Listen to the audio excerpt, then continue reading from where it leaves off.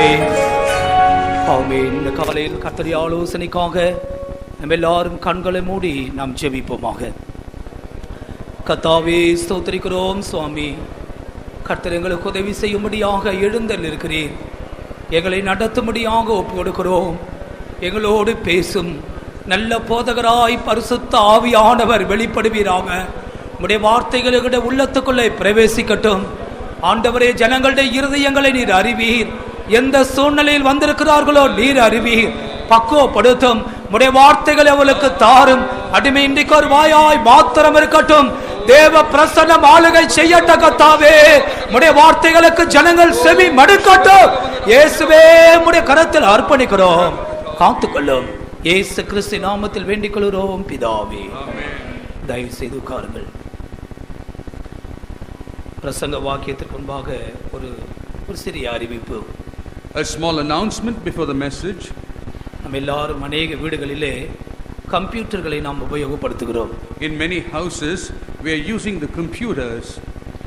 మనం ప్రతి ఒక్కరి ఇంటిలో కంప్యూటర్ను ఉపయోగించుచున్నాము. உடைய பிள்ளைகளின் பாதுகாப்புக்காக ஒரு ஆலோசனை சொல்லுகிறோம். நீங்கள் தேவ ஆலோசனை என்று நீங்கள் விசுவாசித்தால் அதை எடுத்துக்கொள்ளுங்கள். For the safety, we want to give you certain counsel from the Lord. If you think it is God's counsel, we request you to accept it. మీ యొక్క పిల్లల యొక్క భద్రత నిమిత్తము ఒక ఆలోచన చెప్పెదను. అది దేవుని యొక్క ఆలోచన అని చెప్పి మీరు విశ్వసించుడి. பிள்ளைகள் படுக்கை அறையிலே பெட்ரூம்லே அந்த கம்ப்யூட்டர் கொண்டு போவதற்கு அனுமதிக்க வேண்டாம். எல்லாரும் பழகுகிறதான இடத்துல, வராண்டா போன்ற எல்லாரும் கூடியிருக்கிற இடத்துல டிஸ்பிளே யார் நடந்து போனாலும் பார்க்க வேண்டிய விதத்தில் உங்களுடைய கம்ப்யூட்டர்களை பொருத்துங்கள். Please do not permit your children to keep computers in the bedroom. Place your computers in such a way, either in your sitting room or elsewhere, where it is exposed, where the screen is exposed to anybody who's walking around. మీ యొక్క పిల్లలు పడక గదిలో ఉంటున్నటువంటి ఆ యొక్క స్థలంలో computer ఉపయోగించుటకు మీరు అనుమతించకూడదు. ఆ యొక్క అందరూ సమకూడినటువంటి స్థలంలో, వరండాలో అందరికీ తెలియనట్లుగా ఆ యొక్క కంప్యూటర్ను ఉపయోగించవలను. ఎక్కడ ఉండినప్పటికీ ఆ యొక్క డిస్ప్లే మీకు తెలియవలెను. பிள்ளைகள் அதற்கு அடம் பிடித்தால் நீங்கள் விளங்கிக் கொள்ளுங்கள். அதிலே தவறுகள் நடக்கிறது என்று நீங்கள் விளங்கிக் கொள்ளுங்கள். அப்படிப்பட்ட பெயர்களை பிரித்து கொண்டு வந்து என்னிடத்தில் கொடுக்க முடியாது கேட்டுக்கொள்கிறேன். If your children resist, you can understand that there is a problem there, and we request that note down such names and submit them to us. ఈ యొక్క విషయమందు మీ యొక్క పిల్లలు ఒప్పుకొనకుండా ఉండినట్లయితే ఆ యొక్క విషయమందు తప్పు జరుగుతున్నది, ఆ విషయమును మీరు మాకు తెలియజేయవలెను. பெற்றோர்கள் இதில் என்ன தப்பு இருக்கிறது என்று கேட்பீர்கள் என்றால் அதன் பிரதி விளைவை நான் ஞாயிற்றுக்கிழமை ஆராதனையில் சொல்ல முடியாது. எனவே நீங்கள் மன்னித்துக் கொள்ளுங்கள். இந்த காரியத்தை நீங்கள் எப்படி எடுத்துக்கொள்ளுங்கள் எனக்கு தெரியாது. If you were to request what is wrong in this will not be the place where I can explain to you as to what will be the consequences, but if you were to take it as the counsel of the Lord, we request you to do so. ఈ యొక్క విషయమందు తల్లిదండ్రులైనటువంటి వారు ఏమి తప్పు ఉన్నదని చెప్పి అడిగినట్లయితే, ఇది ఆదివారం ఆరాధన ఉన్నది, దీని యందు ఆ యొక్క విషయంలన్నీ చెప్పలేమో, దయచేసి మీరు క్షమించండి. சில பேரண்ட்ஸ் அப்படி செய்திருக்கிறார்கள். அது நல்ல விஷயம். Some parents have done according to what we have said, and that is good. కొందరి యొక్క తల్లిదండ్రులు ఇలాగున చేస్తున్నారు. ఇది మంచి విషయమైనది. நீங்கள் நடக்கும்போது வரும்போது அந்த டிஸ்ப்ளே நீங்களும் பார்க்கலாம். அந்த அளவுக்கு பிள்ளைகள் அப்படி எல்லாரும் தெரிகிற மாதிரி வைத்தால் நல்லது. மறைத்து கொள்ள வேண்டாம். When you walk around, the monitor you should be able to see the monitor.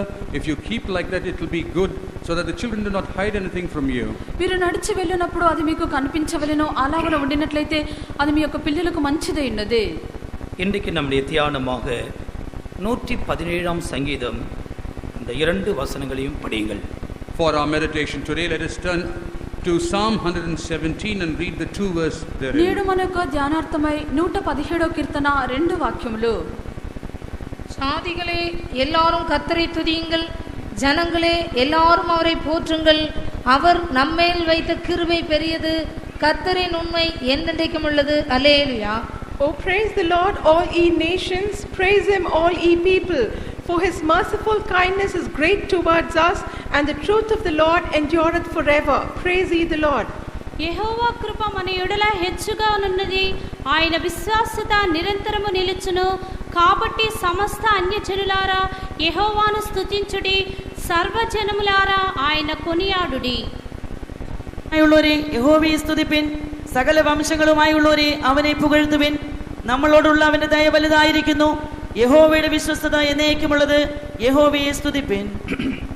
வாசித்த வேத பகுதியில் குறிப்பாக ஒரு வார்த்தை சொல்லப்பட்டிருக்கிறது. அதுதான் இந்த பிரசங்க வாக்கியத்தின் தலைப்பு, பெரிய கிருபை. In the portion that has been read, there is a certain word that is given over here, and that becomes the title of this message, which is kindness is great. ఈ యొక్క చదివినటువంటి వాక్య భాగమునందు ఒక గుర్తింపబడినటువంటి విషయం ఉన్నది. నేడు మన యొక్క వర్తమానము అదై ఉన్నది. అదేమనగా హెచ్చుగా ఉండిన కృప. இந்த சங்கீதத்தை யார் எழுதினார்கள் என்று நாம் சரியாக அறிய முடியவில்லை என்றாலும் இந்த சங்கீதத்தோடு தொடர்புடைய ஒரு தேவனுடைய மனுஷனை குறித்து நாம் படிக்க போகிறோம். Though we do not know as to who wrote this psalm, we are going to study about a man who follows in this psalm. ఈ యొక్క కీర్తనను ఎవరు రాసినారో మనకు తెలియట్లేదు. అయితే దీన్ని కొనసాగించి రాసినటువంటి ఒక వ్యక్తిని మనం చూడగలము. அவர் நம்மேல் வைத்த கிருபை பெரியது. His merciful kindness toward us is great. యెహోవా కృప మన ఎడల హెచ్చుగానున్నది. கிருபை என்ற வார்த்தை பல வார்த்தைகளோடு சம்பந்தப்பட்ட விஷயம். When you say the word grace, it's associated with many other words. ఈ యొక్క కృప అని చెప్పినటువంటి మాట అనేకమైన మాటలతో చెందినటువంటిది. ஒரு திருப்புதல் வேதாகம் திருப்புதல் எப்படி சொல்லுகிறது, இந்த கிருபை என்ற வார்த்தைக்கு ஒரு மனுஷன் மேல் ஆண்டவர் வைத்திருக்கிற நிரந்தரமான அன்பு என்று ஒரு விளக்கம் கொடுக்கிறார்கள். One of the translations says that for the word grace, it is the eternal love that God has reserved on man. ఈ యొక్క కృపకు ఒక అర్థము ఇలాగ ఇవ్వబడుచున్నది. ప్రభు మన మీద ఉంచినటువంటి నిరంతరమైన ప్రేమ, அன்பு, தயவு, கருணை, இரக்கம், இது எல்லாத்தையும் சேர்த்து மொத்தமாய் சேர்த்தால் வருகிற ஒரு வார்த்தை தான் கிருபை. If you were to put a composite total of the words love, mercy, kindness, all these things, the word that will result is grace. ప్రేమ, దయ, కనికరము, కృప ఇవన్నీ కలిసే ఈ యొక్క కృపగా పిలువబడుచున్నది. அவர் நம்மேல் வைத்த அந்த கிருபை பெரியது. The merciful kindness that he has kept towards us is great. యెహోవా కృప మన ఎడల హెచ్చుగానున్నది. வேதத்தில் சங்கீதக்காரனாகிய தாவீதின் வாழ்க்கையில் படிக்கும் பொழுது அவனுடைய வாழ்க்கையில் பெற்ற பெரிய கிருபை குறித்து ஆழமான சத்தியங்கள் வேதத்தில் எழுதப்பட்டிருக்கிறது. In the scriptures there are contained deeper truths about the grace that had been experienced by David in his life. వాక్యమునందు దేవుడు దావీదు ఎడల చూపినటువంటి హెచ్చైన కృపను గురించి లోతైన సత్యములు వ్రాయబడి ఉన్నవే. 86 சங்கீதம் 13 வசனத்தில் நீர் எனக்கு பாராட்டின உம்முடைய கிருபை பெரியது என்று சொல்லுகிறார். In Psalm 86 verse 13 he says that your great is thy mercy toward me. 86వ కీర్తన 13వ వాక్యమందు నా ఎడల నీవు చూపిన కృప అధికమైనది. என் ஆத்துமாவை தாழ்ந்த பாதாளத்திற்கு தப்புவித்தீர். Thou hast delivered my soul from the lowest hell. పాతాళపు అగాధము నుండి నా ప్రాణమును తప్పించినావు. ஒரு மனுஷனுக்கு ஆண்டவர் பெரிய கிருபை கொடுப்பார் என்றால் அவன் பாதாளத்திற்கு தப்புகிறான். If God were to show a great mercy or grace toward a man, it is his deliverance from hell. ఒక మనుషునికి దేవుడు తన యొక్క అధికమైన కృపను చూపినట్లయితే ఆ మనుషుని యొక్క ప్రాణము పాతాళం నుండి తప్పించబడుచున్నది. பாதாளம் தன் வாயை என்று திறந்து வைத்திருக்கிறார். Hell has kept its mouth wide open. పాతాళము తన యొక్క నోరు బహుగా తెరిచి ఉన్నది. கர்த்தருக்கு மகிமை உண்டாகட்டும். Glory be to the Lord. ప్రభువుకు మహిమ కలుగును గాక. பாதாள வல்லமைக்கு ஒரு மனுஷன் தப்ப வேண்டுமானால் தேவன் தன்னுடைய பெரிய கிருபையை அவனுக்கு காண்பிக்கிறார். If a man has to be delivered from the power of hell, God shows his great mercy toward him. పాతాళం యొక్క శక్తి నుండి ఒక మనుషుని యొక్క ప్రాణము తప్పించబడ నిమిత్తము దేవుడు తన యొక్క కృపను అధికముగా చూపుచున్నారు. ஐஸ்வர்யவானாக வாழ்ந்து ஒரு குறைவில்லாமல் சம்பூர்ணமாய் சாப்பிட்டு உடுத்தினவன் பாதாளத்துக்கு சென்றதாக நாம் படிக்கிறோம். We read in the scriptures that a man who lived sumptuously a wealthy life finally resulted in landing in hell.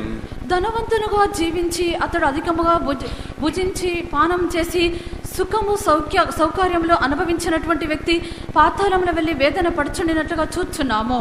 ஒன்றான மெய் தேவனாகிய ஆண்டவராகிய இயேசு கிறிஸ்து குறித்து ஒரு அறிவில்லாமல் அவரை மறுதலித்து உலகத்தின் பாவங்களிலே சிக்கி வாழ்கிறவர்கள் தங்களுடைய வாழ்க்கையின் முடிவில் இந்த பாதாளத்தை நோக்கி அவர்கள் செல்லுகிறார்கள்.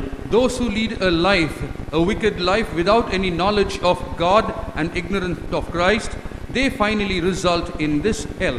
అద్వితీయ కుమారుడిగా ఉండినటువంటి యేసుక్రీస్తును ఎరగకుండా తమ యొక్క పాపమునందే వారు జీవించి చివరికి అటువంటి వారు ఈ యొక్క పాతాళమునకు వెళ్ళుచున్నారు. நோவாவுக்கு கர்த்தருடைய கண்களிலே இந்த கிருபை கிடைத்ததினாலே ஒரு பெரிய அழிவிலிருந்து அவன் தப்பிவிக்கப்பட்டு அவன் பாதுகாக்கப்பட்டான். Because Noah found grace in the sight of God, he was delivered from a great destruction. ఈ యొక్క నోవాహు దేవుని యొక్క కన్నుల్లో కృప పొందినందుచేత గొప్ప నాశనం నుండి అతడు తప్పించబడెను. நாம் பிறந்தது பாவத்தில்தான், நாம் வளர்ந்ததும் பாவத்தில்தான். We were born in sin and did grow in sin. మనము జన్మించినది పాపమునందే, మనం ఎదిగినది కూడా పాపమునందే ఉన్నది. நாம் వసిக்கிற பூமியும் கூட அக்கிரமம் நிறைந்த உலகம்தான். And the world that we are living in is also full of wickedness. మనము నివసించినటువంటి యొక్క భూమి కూడా అతిక్రమముతో నిండి ఉన్నది. மீட்பரின் கர்த்தரின் கண்களிலே நமக்கு இந்த கிருபை கிடைத்ததினாலே இந்த பாதாளத்தின் அழிவிலிருந்து நாம் பாதுகாக்கப்பட்டிருக்கிறோம். Because we had found grace in the sight of our Lord, we have been saved from the destruction of this hell. ప్రభు యొక్క కన్నుల్లో మనము కృపను పొందినందుచేత ఈ యొక్క పాతాళం యొక్క భాగం నుండి మనం తప్పించబడి ఉన్నాము. அது மனம் திரும்புதலாக, ரட்சிப்பாக, பாவ மன்னிப்பாக நமக்கு இந்த கிருபையை கர்த்தர் பாராட்டி இருக்கிறார். The Lord has shown this grace towards us through repentance and through our conversion. దానిని ప్రభువు మనకు మారు మనసుగానో పాప క్షమాపణగానో ప్రభువు మనకు చూపించిరి. எனவே இந்த கால வேளையில் சர்வ வல்லவர் நமக்கு பாராட்டின கிருபை பெரியது. எனவே பாதாளத்தின் வல்லமையிலிருந்து நாம் பாதுகாக்கப்பட்டிருக்கிறோம். பிரியமானவர்களே, Beloved, the grace that God has shown towards us is great, and therefore we have been delivered from the power of hell. ప్రియులారా, ఈ ఉదయకాలంలో ప్రభువు మనకు చూపినటువంటి కృప అధికమైనది కావున పాతాళం యొక్క అగాధం నుండి మనం కాపాడబడి ఉన్నాము. இந்த முதல் விஷயத்திற்காக, இந்த பாதாளத்திலிருந்து தேவன் நம்மை தப்பிவித்ததற்காக இங்க இருக்கிற எல்லாருடைய கைகளை உயர்த்தி நன்றி நிறைந்த இருதயத்தோடு ஒருமித்து கர்த்தரை ஸ்தோத்திரத்தினால் உயர்த்துவோமாக. ஸ்தோத்திரம் ஆண்டவரே, ஸ்தோத்திரம் ஆண்டவரே, ஸ்தோத்திரம். பாதாளத்திற்கு எங்களை தப்பிவித்தீர். பெரிய கிருபை, பெரிய கிருபை. ஸ்தோத்திரம், ஸ்தோத்திரம், ஸ்தோத்திரம். ஹalleluya. Praise the Lord. Praise you, praise you, praise you God. Praise the Lord, praise the Lord. நான் இப்படி உணர்கிறேன், இந்த ஸ்தோத்திரத்தின் மூலமாக நம்முடைய இருதயங்கள் அசைவது மாத்திரமல்ல, பாதாளத்தின் வல்லமை கூட அசைவது போல நான் இப்போது உணர்கிறேன். I sense something through this praising. It is not only our heart is being moved, but even the power of hell is being shaken. ఈ యొక్క స్తోత్రం ద్వారా మన యొక్క హృదయములు కదలట మాత్రమే కాదు, పాతాళం యొక్క శక్తులు కూడా కదల్చబడుచున్నవని నేను అనుకొనుచున్నాను. எல்லாருடைய மனதில் இந்த குறிப்பிட்ட விஷயத்தை நிறுத்தி ஆண்டவரை மகிமைப்படுத்த போகிறார். We are going to bring this thought in all our minds and going to glorify God. గుర్తింపబడినటువంటి ఈ యొక్క విషయంలో ప్రతి ఒక్కరి యొక్క మనసును అందించుకొని ప్రభువును మనం మహిమపరచదము. எனக்கு தாழ்ந்த பாதாளத்திலிருந்து என்னை தப்பிவித்து பெரிய கிருபை பாராட்டினார். இதை மனதில் நிறுத்தி கொண்டு நன்றாக துதியுங்கள். பாதாளத்தின் வல்லமைகள் அசையட்டும். ஸ்தோத்திரம் பண்ணுங்கள் எல்லாரும். Thank you. Praise the Lord. Praise the Lord. Hallelujah. Praise the Lord. Praise the Lord. Praise the Lord. Hallelujah. உயிர் தெழுந்தார், இயேசு ஜெயித்தெழுந்தார். உயிர் தெழுந்தார், இயேசு ஜெயித்தெழுந்தார். உன்னதவர் நம்மையால் எழுந்தார். முன்னூரை பண்ணி எழுந்தார். ஆமென். பாடுங்கள். முன்னூரை பண்ணி எழுந்தார். உயிர் தெழுந்தார், இயேசு ஜெயித்தெழுந்தார். ஹalleluya. ஜீசஸ் ஜெயித்தெழுந்தார்.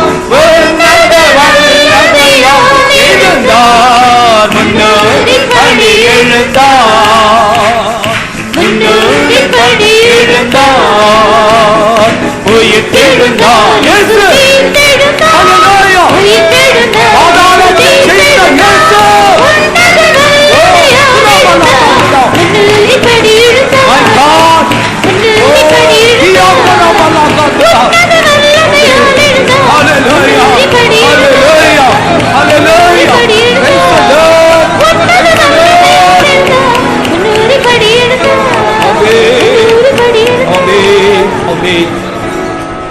இயேசு உயிரோடு எழுந்த பொழுது பாதாளத்தின் வல்லமையை அவர் நொறுக்கி ஒன்றுமில்லாமல் ஆக்கித்தான் அவர் உயிரோடு எழுந்தார். When Jesus was resurrected alive, he destroyed the powers of the hell into nothing. యేసుక్రీస్తు సజీవుడిగా లేచినటువంటి సమయమందు పాతాళం యొక్క శక్తులను పూర్తిగా ఆయన తుత్తునీలుగా చేసి లేచిరి. பாதாளமோ மரணமோ அவரை அடக்கி வைக்க முடியவில்லை.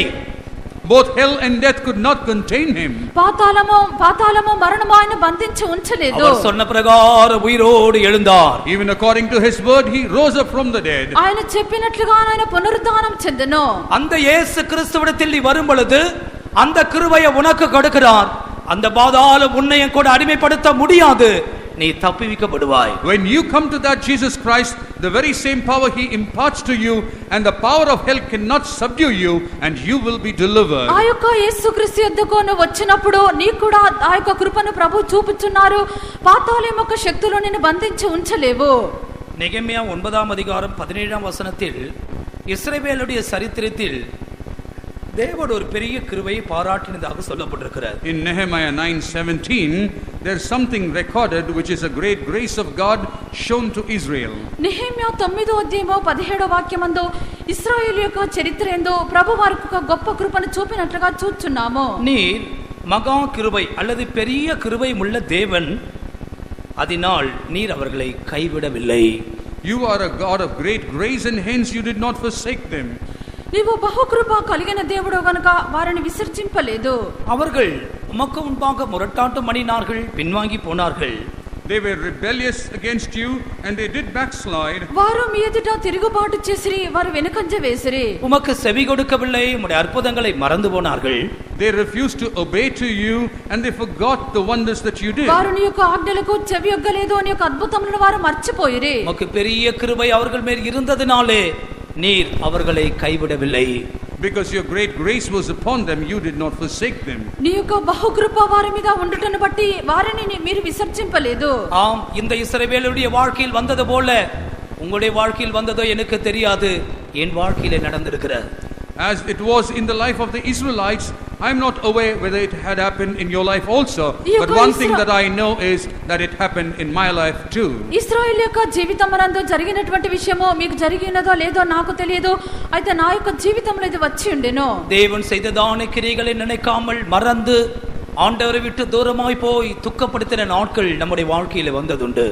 There were days where we had forgotten the works of the Lord, and we went far away from God, and we grieved God. దేవుడు చేసినటువంటి క్రియలను మర్చిపోయి దేవుని యొద్దండి దూరముగా వెళ్ళి దేవుని దుఃఖపరిచినటువంటి సమయములున్నవి. தேவன் நம்மேல் வைத்த கிருபை பெரியதாய், அந்த மன உருக்கம், தயவு, அன்பு பெரியதாய் இருந்தபடியால் நாம் கைவிடப்படவில்லை. இன்றைக்கு அந்த பரிசுத்த தெய்வத்தை இந்த இடத்திலிருந்து நாம் ஆராதித்துக் கொண்டிருக்கிறோம். Because the grace of God, his compassion that was shown to us was so great that he did not forsake us, and today we are here worshiping him. దేవుడు మన మీద ఉంచినటువంటి దయ, వాత్సల్యత, కృప, దీర్ఘశాంతము మారిపోలేదు. అందుచేతనే నేటి వరకు మనం నిలిచి ఇప్పుడు దేవుని మనం ఆరాధించున్నాము. முக்கிய விஷயத்திற்கு கடந்து வருவோம். Let us come to the important parts. ప్రాముఖ్యమైన విషయములకు ఇప్పుడు వచ్చేదము. பக்தனாகிய தாவீது பெற்ற பெரிய கிருபை. The great grace which King David received. భక్తుడైనటువంటి దావీదు పొందినటువంటి గొప్ప కృప. வேதத்தில் 3 வசனங்களில் அந்த பெரிய கிருபைக்கு 3 வெவ்வேறு பதங்கள் உபயோகப்படுத்தப்பட்டிருக்கிறது. For this great grace, 3 different types of words have been used in the scriptures. వాక్యమునందు చెప్పబడినటువంటి ఒక గొప్ప కృపకు 3 స్థలములందు 3 రీతిలో చెప్పబడుచున్నది. ஏசாயா 55ஆம் அதிகாரத்தின் 3ஆம் வசனத்தில் தாவீதுக்கு அருளின நிச்சயமான கிருபைகளை உங்களுக்கு நித்திய உடன்படிக்கையாக ஏற்படுத்துவேன் என்று, அது நிச்சயமான கிருபைகள் என்று சொல்லப்பட்டிருக்கிறது. In Isaiah 55:3 it is written, I will make an everlasting covenant with you, even the sure mercies of David. It is here given as sure mercies. యెషయా గ్రంథము 55వ అధ్యాయము 3వ వాక్యమందు నేను మీతో నిబంధన చేసేదను, దావీదునకు చూపిన శాశ్వత కృపను మీకు చూపుదనని చెప్పబడినది. ఇది శాశ్వత కృప ఉన్నది. அது நித்தியமானது, நிச்சயமானது, உறுதியான கிருபையாய் கர்த்தர் கொடுக்கிறார். It is everlasting and it is sure, and God is confirming it. ఇది నిత్యమైనది, ఇది శాశ్వతమైనది, ప్రభువు మనకు నిశ్చయముగా ఇచ్చుచున్నారు. இந்த கிருபை குறித்து அப்போஸ்தல நடபடிகளில் எழுதப்பட்ட சந்தர்ப்பத்தில் Quoting this grace, We read in Acts of the Apostles, ఈ యొక్క కృపను గురించి అపొస్తలుల కార్యములో వ్రాయబడినటువంటి విషయము 13ஆம் அதிகாரத்தின் 34ஆம் வசனத்தில் இந்த நிச்சயமான கிருபை உயிர்த்தெழுதலோடு சம்பந்தப்பட்டதாக நாம் அங்கே படிக்கிறோம். in verse 34, we see that the sure mercies that have been written here has been concerned with the resurrection. ఇక్కడ 34వ వాక్యమందు ఈ యొక్క శాశ్వతమైనటువంటి కృప అది పునరుత్థానముతో చేరి ఉన్నది. இனி அவர் அழிவுக்கு உட்படாதபடிக்கு அவரை மரித்தோழ்ந்து எழுப்பினார் என்பதை குறித்து தாவீதுக்கு அருளின நிச்சயமான கிருபையை உங்களுக்கு கட்டளையிடுவேன் என்று திருவுளம் பற்றினார். And as concerning that he raised him up from the dead, now no more to return to corruption, he said on this wise, I will give you the sure mercies of David. ఇక కుళ్ళు పట్టకుండా ఆయన మృతులో నుండి లేపటను బట్టి దావీదునకు అనుగ్రహించిన పవిత్రమైన వరములను మీకు అనుగ్రహించును, అవి నమ్మకములైనవని చెప్పెను. எனவே கர்த்தர் மனுஷனுக்கு கொடுக்கிற நிச்சயமான கிருபை அது உயிர்த்தெழுதலோடு சம்பந்தப்பட்டிருக்கிறார். Therefore the sure mercies that God grants man is associated with the resurrection from the dead. కావున దేవుడు మనుషునికి చూపించినటువంటి ఒక శాశ్వతమైన కృప అన్నది అది పునరుత్థానంతో చెందినదే. இந்த கிருபையை கர்த்தர் நமக்கு கொடுக்கும் பொழுது நாமும் கூட அழிவுக்கு உட்படாமல் நாமும் அந்த உயிர்த்தெழுதலை அனுபவிப்போம். When God grants us this grace, we also will not be subject to corruption but partake of this resurrection. ఈ యొక్క కృపను ప్రభువు మనకు అనుగ్రహించినప్పుడు మనము కూడా ఈ యొక్క నాశనం నుండి తప్పించబడి పునరుత్థానం చెందుదము. 89ஆம் సంగీతத்திலே படிக்கிறோம். In Psalm 89 we read, 89వ కీర్తన ఎందుకు చదువుచున్నాము? 49ஆம் வசனத்தில் ஆண்டவரே நீர் தாவீதுக்கு உம்முடைய உண்மையை கொண்டு சத்தியம் பண்ணின உமது பூர்வ கிருபைகள் எங்கே? in verse 49 we read, Lord, where are thy former loving kindness which thou swearest unto David in thy truth? 49వ వాక్యమందు ప్రభువా నీ విశ్వాసితతోడని నీవు దావీదుతో ప్రమాణం చేసిన తొల్లిటి నీ కృపాతిశయములు ఎక్కడా? இது பூர்வ கிருபையாக இருக்கிறது. It is a former kindness. తొల్లిటి లేక పూర్వపు కృప ఉన్నదే. இன்னும் சற்று தெளிவாக சொல்லும் பொழுது அது சத்தியம் பண்ணப்பட்ட கிருபை. அந்த கிருபை உனக்கு கிடைக்கும் ஆண்டவர் சத்தியம் பண்ணி அது உண்மையாக அது கொடுக்கிறார். In another term we can see it as a grace or a loving kindness which God has sweared to you and surely he is giving it to you. మరొక మాటలో దీన్ని చెప్పినట్లయితే ఈ యొక్క కృప నీకు నిశ్చయముగా దొరుకునని చెప్పి ప్రమాణం చేసి ఇచ్చినటువంటిది. 2 நாளாகமம் 6ஆம் அதிகாரத்தின் 42ஆம் வசனத்தை படிக்கும் பொழுது, When you turn to 2 Chronicles 6:46, రెండో దిన వృత్తాంతములో 6వ అధ్యాయము 42వ వాక్యం చదివినప్పుడు அந்த இடத்திலே தாவீதுக்கு வாக்குத்தத்தம் பண்ணின கிருபைகளை நினைத்தருளும். வாக்குத்தத்தம் பண்ணப்பட்ட கிருபை. here we read about the promised graces. சில பாஷைகள் அது இல்லை, ஆனால் மற்றொரு திருப்பத்தில் இது சரியாக சொல்லப்பட்டிருக்கிறது. தாவீதுக்கு வாக்குத்தத்தம் பண்ணப்பட்ட கிருபை என்று சொல்லப்பட்டிருக்கிறார். Not all languages have this, but what it is given here is the grace that has been promised to David. ఇక్కడ దావీదునకు వాగ్దానం చేసిన కృపలను జ్ఞాపకం చేసుకొనమని చెప్పబడెను. இந்த கிருபை ஒரு மனுஷனுக்கு கர்த்தர் கொடுக்கும் பொழுது தேவன் தன்னுடைய முகத்தை மறைக்கவில்லை, அவனை ஆண்டவர் புறக்கணிக்க மாட்டார். When God gives this grace to a man, he will not hide his face from him, nor will he forsake him. ఈ యొక్క కృపను ఒక వ్యక్తికి దేవుడు అనుగ్రహించినప్పుడు ప్రభు తన ముఖమును మరుగు చేసుకొనరు, కానీ వారికి యొక్క కృపనిచ్చును. இந்த தாவீது ஆடுகளுக்கு பின்னால் நடந்தவனை எடுத்து அவனை ராஜாவாய் மாற்றி இந்த கிருபைகளை வாக்குத்தத்தமாய் கொடுக்கிறார். This David, who was once a shepherd boy walking behind his herd, the Lord picks him up and gives him these promises. ఈ యొక్క గొర్రెలను మేపనటువంటి దావీదును ఏర్పరచుకొని ప్రభు రాజుగా చేసి ఈ యొక్క కృపలను వాగ్దానం చేసెను. எனவேதான் அவன் தைரியமாய் சொல்லுகிறான், எனக்கு ஆண்டவர் பாராட்டின கிருபை பெரியது. And that's the reason he boldly says, great is the mercy that the Lord has shown towards me. అందుచేతనే ధైర్యముగా దావీదు చెప్పుచున్నాడు, ప్రభు నాకు చూపించినటువంటి కృప గొప్ప కృప ఉన్నది. இந்த கிருபை ஆண்டவராகிய இயேசு கிறிஸ்துவின் மூலமாக தாராளமாய் இந்த நாட்களில் ஆண்டவர் பொழிந்தருளுகிறார். நீ விசுவாசித்தால் இந்த கிருபை உனக்கும் கூட இந்த கூட்டத்திலேயே கிடைக்கும். This grace abundantly the Lord is pouring into us through Jesus Christ, and if you believe, you will also partake of this grace. ఈ యొక్క దినములందు ఈ యొక్క కృపను యేసుక్రీస్తు ద్వారా విస్తారముగా మన మీద కుమ్మరించున్నారు. మనం దీన్ని విశ్వసించినట్లయితే దాన్ని పొందుకొనిదము. தாவீது ராஜா இந்த கிருபையை பெற்றுக்கொண்ட பொழுது அவனுக்குள் உண்டான ரெண்டு பெரிய விஷயங்களை குறித்து சொல்லுகிறேன். When David received this great grace, there were two things that happened inside him which I am going to expound to you now. దావీదు రాజు యొక్క కృపను పొందుకున్నప్పుడు అతనిలో కలిగినటువంటి రెండు విషయములను చెప్పెదను. முதலாம் ராஜாக்கள் 3ஆம் அதிகாரம் 6ஆம் வசனத்தை படியுங்கள். 1 Kings 3:6. మొదటి రాజులు 3వ అధ్యాయము 6వ వాక్యము. அதற்கு சாலமோன், என் தகப்பனாகிய தாவீது என்னும் உமது அடியான் உம்மை பற்றி உண்மையும் நீதியும் மன நேர்மையுமாய் உமக்கு முன்பாக நடந்தபடியே தேவரீர் அவருக்கு பெரிய கிருபை செய்து அந்த பெரிய கிருபையை அவருக்கு காத்து இந்நாளில் இருக்கிறபடியே அவருடைய சிங்காசனத்தில் வீற்றிருக்கிற ஒரு குமாரனை அவருக்கு தந்தீர். Solomon said, Thou hast showed unto thy servant David, my father, great mercy, according as he walked before thee in truth and in righteousness and in uprightness of heart with thee, and thou hast kept for him this great kindness, that thou hast given him a son to sit on his throne as it is this day. வாசித்த வேத பகுதியில் ஆண்டவர் தாவீதுக்கு கொடுத்த பெரிய கிருபையின் ரெண்டு அம்சங்களை குறித்து நாம் அங்கே படிக்கிறோம். In the portion that we read two parts contained in the great mercies God had shown towards David. ఆరో వాక్యమునందు దావీదునకు ప్రభు చూపినటువంటి మహా గొప్ప కృపను బట్టి అక్కడ రెండు కార్యములు అక్కడ చదువుచున్నాము. முதலாவதாக இந்த கிருபை அவன் பெற்ற பொழுது அவன் கர்த்தருக்கு முன்பாக நடக்க ஆரம்பித்தான். First of all, when he received this grace, he started walking before God. మొట్టమొదటిగా ఈ యొక్క కృపను పొందినప్పుడు అతడు దేవుని ఎదుట నడిచెను. இரண்டாவதாக தேவன் சிங்காசனத்தில் வீற்றிருக்கிற ஒரு குமாரனை இந்த பெரிய கிருபையினாலே அவனுக்கு கொடுக்கிறார். Secondly, by his great grace, God gave him a son to sit on his throne.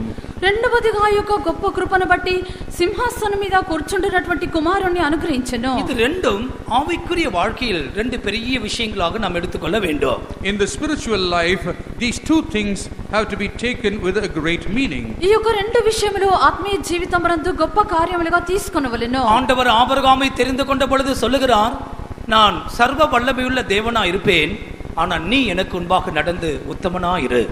When God chose Abraham, he tells him, I'll be almighty God for you, but you have to choose me and walk uprightly before me. దేవుడు అబ్రహామును ఏర్పరచుకున్నటువంటి సమయమందు నేను సర్వశక్తిగల దేవుడను, నా సన్నిధిలో నడుచుచు నిందారహితుడవై ఉండమని చెప్పెను. இன்னும் சற்று ஆழமாக சொல்ல போனால், நான் எல்ஷடாய், அதாவது நான் உனக்கு தாயை போன்ற தேவனா இருப்பேன், நீ எனக்கு முன்பாக நடந்து உத்தமனா இரு. In other terms, it is, I will be an El Shaddai, a mother like God, walk uprightly before me. మరొక మాటలో నేను ఎల్షాదాయి తల్లి వంటి దేవుడను కనుక నా సన్నిధిలో నడుచుతూ నిందారహితుడవై ఉండుము. ஒரு மனுஷன் கர்த்தருக்கு முன்பாக நடக்க வேண்டுமானால் அவனுக்கு ஒரு பெரிய கிருபை அவசியமா இருக்கிறார். If a man has to walk before God, he requires a great grace. ఒక మనుషుడు దేవుని ఎదుట నడవవలంటే అతని గొప్ప కృప అవసరమైనది. கர்த்தருக்கு முன்பாக நடத்தல் என்றால் அர்த்தம் என்ன? What is the meaning of walking before God? దేవుని ఎదుట నడుచుట అని చెప్పినప్పుడు దాని అర్థం ఏమిటి? அவனுடைய முழு வாழ்க்கையும் தெய்வத்தின் ஆளுகைக்குள்ளாக, தெய்வத்தின் பார்வைக்குள்ளாகவே இருக்கிறது. His entire life is within the ruling of God and within the sight of God. అతని యొక్క పూర్తిగా అతని యొక్క జీవితము దేవుని యొక్క పరిపాలన యందు దేవుని యొక్క దృష్టి అందే కనిపించుండది. அதிலே ஒளிவு மறைவு ரகசியங்கள் ஒன்றுமே இல்லை. என்னுடைய வாழ்க்கை என் ஆண்டவராக இயேசுவுக்கு முன்பாக இருக்கிறது. நான் ஆண்டவருக்கு முன்பாக நடக்கிறேன். There is nothing covered or secret in that. My life is before my Jesus Christ and I walk before him. వారి యొక్క జీవితమునందు చాటు మరుగు రహస్యము ఇటువంటి కార్యము ఏది ఉండదో వారు దేవుని ఎదుట నడుచుకొనిచున్నారు. ஆண்டவரை ஆராதிக்க வந்திருக்கிற தேவ பிள்ளையே, உன்னுடைய வாழ்க்கை ஆண்டவருக்கு முன்பாக இருக்கிறதா? ரகசியமாக ஒளிவு மறைவாக சில காரியங்களை வைத்துக் கொண்டு நீ ஜீவிக்கிறாயா? You child of God who has come to worship God, is your life is open before him, or is there a life that you are leading in the hiding? దేవుని ఆరాధించుటకు దేవుని సన్నిధానములో వచ్చిన దేవుని యొక్క బిడ్డ, నీ యొక్క జీవితము దేవుని ఎదుట యథార్థముగా ఉంచబడి ఉన్నదా లేక మరుగ్గాను చాటుగాను ఉంచబడి ఉన్నదా? வாசித்த வேத பகுதியில் கர்த்தருக்கு முன்பாக நடத்தல் 3 வார்த்தையை அங்கே எழுதப்பட்டிருக்கிறது. In the portion that we just now read, in walking before God, there are 3 parts to it. చదివినటువంటి వేదవాక్యమునందు ఇక దేవుని ఎదుట ప్రవర్తించుట నడుచుట అన్నది 3 భాగములుగా ఉన్నది. முதலாவது உண்மை, First of all is the truth. మొట్టమొదటిగా సత్యము, இரண்டாவது நீதி, Second is righteousness. రెండవది నీతి, மூன்றாவது மன நேர்மை அல்லது உத்தமம். Thirdly is the uprightness of heart. మూడవదిగా యథార్థమైన మనస్సు. இந்த மூன்றும் ஒரு மனுஷனுக்குள் இருக்கும் பொழுது அவன் கர்த்தருக்கு முன்பாக நடக்கிறான் என்ற அர்த்தம். When all these three things are contained in a man, it means that he is walking before God. ఈ యొక్క మూడు కార్యములు ఒక మనిషిలో కనిపించినప్పుడు వారు దేవుని ఎదుట నడుచుచున్నారని అర్థము. இந்த தாவீதின் வாழ்க்கையில் அது இருந்தபடியினாலே அந்த தாவீது தைரியமாய் சொல்லுகிறான், அவருக்கு முன்பாக நான் மன உண்மையாக இருந்தேன் என்று சொல்லுகிறார். Because this was in the life of David, he very boldly says that I have been faithful before him. ఈ యొక్క మూడు కార్యములు దావీదు యొక్క జీవితమందు ఉండటను బట్టి నేను ప్రభు ఎదుట యథార్థవంతునిగా నమ్మకస్తునిగా నడుచుకుంటేనని చెప్పాను. 18ஆம் சங்கீதம் 23ஆம் வசனத்தை நாம் படிக்கும் பொழுது, When you turn to Psalm 18 verse 23, 18వ కీర్తన 23వ వాక్యమందు చదివినప్పుడు, அவர் முன்பாக நான் மன உண்மையாய் இருந்து என் துர்க்குணத்திற்கு விலக்கி என்னை காத்துக்கொண்டேன். I was also upright before him, and I kept myself from mine iniquity. దోషక్రియలు నేను చేయనొల్లకుంటేని ఆయన దృష్టికి నేను యథార్థపరుడనైతిని. இந்த మనుషனுடைய வாழ்க்கையிலே ஒரு உண்மையை கர்த்தர் பார்க்கிறார். The Lord is observing an uprightness or truth in this man's life. ఈ యొక్క మనుషుని యొక్క జీవితమునందు ప్రభు ఒక యథార్థతను నమ్మకత్వమును చూచిరి. இவனுடைய வாழ்க்கையில ஒரு தவறு வந்த பொழுது அவன் உணர்ந்து பாடுகிறான், ஆண்டவரே உள்ளத்தில் உண்மை இருக்க நீ விரும்புகிறீர். When there was a fault in his life, with conviction he prays to the Lord, Lord, you desire truth in the heart. ఇతని యొక్క జీవితమునందు తప్పు జరిగినప్పుడు అతడు అనుచున్నాడు, నీవు అంతరంగములో సత్యము కోరుచున్నావు. 51ஆம் சங்கீதம் 6ஆம் வசனத்தில் உள்ளத்தில் உண்மை இருக்க விரும்புகிறீர், அந்த கரணத்தில் ஞானத்தை எனக்கு தெரியப்படுத்துவீர். In Psalm 51:6 he says, behold, thou desirest truth in the inward part, and in the hidden part thou shalt make me to know wisdom. 51వ కీర్తన 6వ వాక్యమందు నీవు అంతరంగములో సత్యము కోరుచున్నావు, ఆంతర్యమున నాకు జ్ఞానము తెలియజేయుదువు. தேவன் உண்மையுள்ளவராய் இருக்கிறார், அவரை பின்பற்றுகிறவர்கள் உண்மையுள்ளவர்களாய் இருக்க வேண்டும். God is truthful, and those who follow after him should also be truthful. దేవుడు సత్యవంతుడు, ఆయన వెంబడించినటువంటి వారు సత్యవంతులుగా ఉండవలెను. அவரோடு கூட இருக்கிறவர்கள் உண்மையுள்ளவர்களாக இருக்கிறார்கள். Those who are with him are faithful. ఆయనతో కూడా ఉండినటువంటి వారు నమ్మకస్తులు. கர்த்தருக்கு முன்பாக நீ நடக்க வேண்டுமானால் உன்னுடைய ஜீவியத்தின் எல்லா பகுதிகளிலும் கர்த்தர் உண்மையே எதிர்பார்க்கிறார். If you have to walk before God in all aspects of your life, God expects truthfulness. నీవు దేవుని ఎదుట నడవవల్లంటే నీ యొక్క జీవితం యొక్క ప్రతి భాగమునందు ప్రభు నమ్మకత్వమును ఎదురు చూచున్నారు. ஒரு சகோதரி தன்னுடைய குற்றங்களை இப்படி ஒத்துக்கொண்டார்கள். A certain sister accepted her faults like this. ఒక సహోదరి తన యొక్క తప్పిదములను ఒప్పుకొనెను. அவர்கள் டிராவல்ஸ் கம்பெனி வைத்திருக்கிறார்கள். She's got a travels company. వారు ట్రావెల్స్ కంపెనీ ఉంచిరి. ஃபோன் பண்ணா வண்டி வந்துருச்சா சிஸ்டர் மேடம்னா, இன்னும் வந்திருக்கும் பாருங்க, கேட்ல வந்திருக்கும் பாருங்க, ஆளை அனுப்பியிருக்கவே மாட்டாங்களா, போய் பாருங்க இப்போ இன்னும் கொஞ்ச நேரத்தில் வந்துருன்னு சொல்லுவாங்களா. When somebody calls her up and says, have you sent the vehicle, she will say, just go and see at your gate, it should be coming, but whereas she would not even have dispatched the vehicle. ఇతరుల వారికి phone చేసి మీరు బండిని పంపించినారా అని అడిగినప్పుడు వచ్చిండేది మీరు చూడండి gate యొద్దనే ఉందని చెప్పుదురు.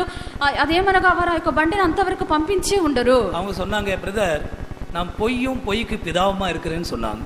She said, I'm a liar and father of lies. ఆ సహోదరి ఇలాగ చెప్పినది, నేను అబద్ధమునకు జనకుడనై ఉన్నాను. விளையாட்டுக்கு பேசினாலும் பிசினஸ்க்காக பேசினாலும் பொய் தான், அதற்கு மாற்று பரிகாரமே இல்லை.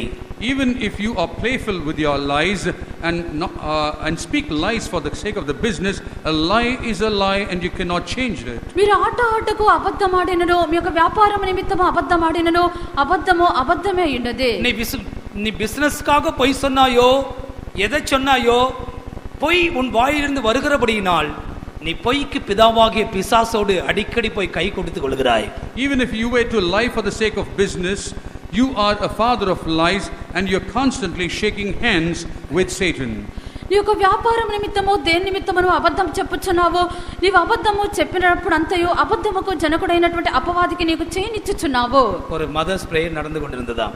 There was a mother's prayer that was taking place. తల్లుల ప్రార్థన జరుగుచూ ఉండెను. பயங்கரமான எழுப்புதல், பிசாசு வந்தாலும் பயப்பட மாட்டோம், சுனாமி வந்தாலும் பயப்பட மாட்டேன் ஒரே மதர்ஸ் பிரேயர் பயங்கரமா நடந்துட்டு இருந்ததா. There is a great revival saying, they were claiming, whether tsunami or the devil, we will not be afraid. ఆ యొక్క తల్లుల ప్రార్థనలో అపవాది వచ్చినా మేము భయపడము, సునామీ వచ్చినా మేము భయపడమని చెప్పుచు అధికమైన ఉజ్జీవముగా ఉండెను. அது ஒரு YMC கேம்பஸ்ல நடந்தது.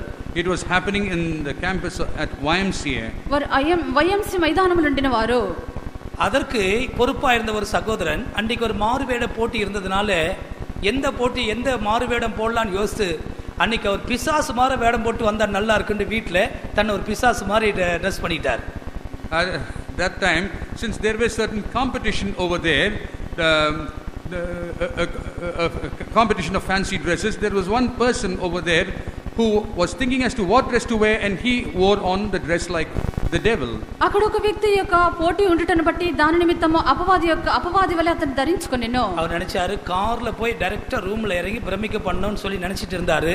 ஆனா தூறல் வந்ததுனால, அதாவது அவர் அப்படி போக முடிய வழி இல்லாததுனால அப்படியே நினைச்சிட்டு அப்படியே அந்த ஜபம் நடக்கிற இடத்துக்கு வந்துட்டார். He actually hoped to directly get dropped in the car and surprise the people, but then since the path was not available, he had to get down and pass through the side where the prayer was taking place. అతడు యొక్క కార్లో నుండి దిగి ప్రార్థన జరిగినటువంటి స్థలమునకు వచ్చిరి. இந்த உருவத்தை பார்த்ததும் மதர்ஸ் பிரேயர் இருக்கிறவங்க அத்தனை எழுந்து ஓடி சதறி ஓடிட்டார்கள். சொல்லுங்க விஷயம் கதை சொல்ல உங்களுக்கு. As soon as they saw the form of this man, all the people in the mother's prayer just fled away from there. ఈ యొక్క దయ్యం రూపంలో ఉండినటువంటి ఆ వ్యక్తిని చూచిన వెంటనే తల్లుల ప్రార్థనలో ఉండినటువంటి తల్లులందరూ పారిపోయినారు. அந்த மதர்ஸ் குரூப்புக்கு ஒரு ஒரு ஒரு பொறுப்பா இருக்கிற அம்மா அவங்க பார்த்ததும் ரொம்ப சந்தோஷம் வந்துச்சு. போய் அந்த பிசாசு வேடம் போட்டு பார்த்து, உன்னைத்தான் நான் இவ்வளவு நேரம் கூப்பிட்டு இருந்தேன், நீ வந்ததுக்காக ரொம்ப நன்றி. அவங்கெல்லாம் பயந்து ஓடிட்டாங்க, நம்மெல்லாம் ஒரே கட்சி தான் சொன்னாங்களா. There was the mother who was responsible for this. Now she went to the devil and then shook hands and said, all these people got frightened and ran away. Both of us belong to the same party, and congratulated him. ఈ యొక్క తల్లుల ప్రార్థన జరిపి அவங்கள ஓடிட்டாங்க, நம்ம ரெண்டு பேரும் ஒரே கட்சி தான்.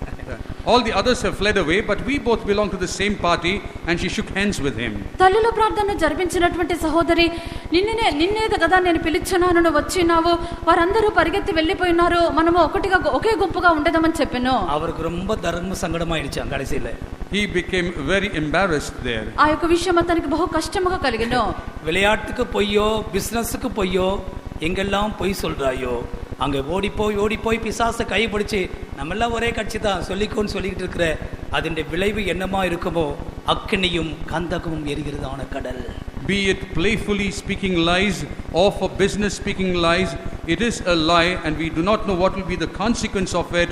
It will end up in the lake of fire. మీరు ఆటల నిమిత్తము అబద్ధం చెప్పుచున్నారో, మీ యొక్క వ్యాపారం నిమిత్తము అబద్ధం చెప్పుచున్నారో తెలియదు, కానీ ఏదైనా మీరు అబద్ధం చెప్పుచున్నప్పుడు అపవాదితో మీరు కలుసుకొనుచున్నారు. உண்மையாய் நட, walk truthfully. సత్యముగా నడుచుకొనవలెను. உண்மையுள்ளவன் பரிபூர்ண ஆசீర్వాதத்தை பெறுவான். He who is truthful will receive a perfect blessing. నమ్మకముగా ఉండినటువంటి వాడు విస్తారమైన దీవెనలు పొందును. இயேசு கிறிஸ்துவோடு நீ பரலோக ராஜ்யத்தில் நீ காணப்பட வேண்டுமானால் உன்னுடைய வாழ்க்கை முழுவதுமே சோதித்து பார்.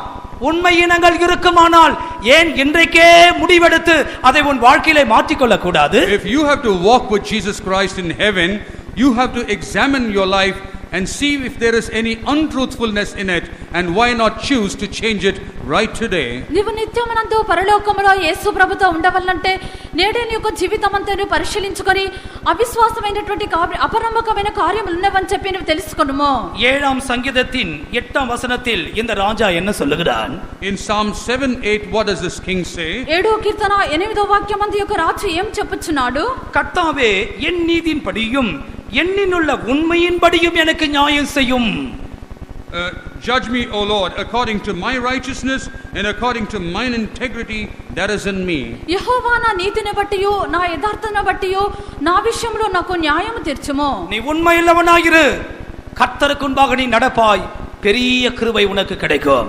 Be in integrity, walk before God truthfully, and you will receive a great blessing. నీవు దేవుని ఎదుట సత్యముతోను యథార్థవంతుడుగా నడుచుకొనుము, దేవుని యొక్క గొప్ప కృప నీకు తోడయుండును. இரண்டாவது நீதி. Secondly is righteousness. రెండవది నీతి. இந்த நீதி இந்த தாவீது பெற்றுக்கொண்டான், அதனால் கர்த்தருக்கு முன்பாக அவன் நடந்தான்.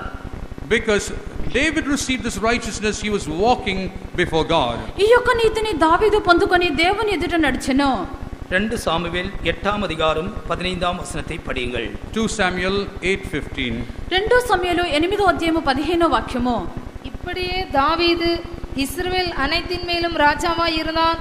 அவன் தன்னுடைய எல்லா ஜனத்திற்கும் நியாயமும் நீதியும் செய்து வந்தான். எல்லா ஜனத்திற்கும் நியாயமும் நீதியும் செய்து வந்தான். He executed judgment and justice unto all his people. తన జనులందరినీ నీతి న్యాయములను బట్టి ఏలుచుండెను.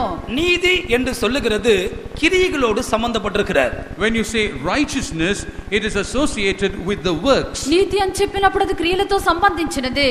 18ஆம் சங்கீதம் 20ஆம் வசனமும் 24ஆம் வசனமும். Psalm 18 verse 20 and 24. 18వ కీర్తన 20వ వాక్యము 24వ వాక్యము. கர்த்தர் என் நீதிக்கு தக்கதாக எனக்கு பதிலளித்தார், என் கைகளின் சுத்தத்திற்கு தக்கதாக எனக்கு சரி கட்டினார். ஆகையால் கர்த்தர் என் நீதிக்கும் தம்முடைய கண்களுக்கு முன்னிருக்கிற என் கைகளின் சுத்தத்திற்கும் தக்கதாக எனக்கு பலன் அளித்தார். நீதிக்கு தக்கதாக, அதோடு சேர்ந்து கைகளின் சுத்தத்திற்கு தக்கதாக. According to the righteousness and according to the cleanness of the hands. నీతిని బట్టియో చేతుల నిర్దోషత్వమును బట్టియో உன்னுடைய கைகள் சுத்தமா இருக்கட்டும். Let your hands be clean. నీ యొక్క చేతులు పవిత్రముగా ఉండనిమో. சுத்த கைகள் உள்ளவன் பலத்து போவான். He that is of a clean hand will be strengthened. పవిత్రమైన చేతులు కలిగిన వారు బలపరచబడుదురు. எனவே உங்களுடைய கைகளை சுத்திகரியுங்கள் என்று வேதத்திலே நாம் படிக்கிறோம். Therefore in the scriptures we read, cleanse your hands. కావున మీ యొక్క చేతులను పవిత్రపరచుకొనుడని చెప్పి వాక్యంలో చదువుచున్నాము. கர்த்தருக்கு முன்பாக நடக்கிறவர்கள் அவருடைய கிரியைகள் எல்லாம் நீதியா இருக்கும் அல்லது அவருடைய கிரியைகள் சுத்தமா இருக்கும். Those who walk before God, all their works will be righteous. In other words, it will be clean. దేవుని ఎదుట నడుచువంటి వారి యొక్క చేతులు పవిత్రముగా ఉండును, లేక వారి యొక్క క్రియలన్నీ నీతిగా ఉండును. நியாயத்தீர்ப்பின் நாளிலே அவனவன் செய்த நன்மைக்காகிலும் தீமைக்காகிலும் அவர்கள் வந்து நியாயத்தீர்ப்புக்கு முன்பாக நிற்க வேண்டும்.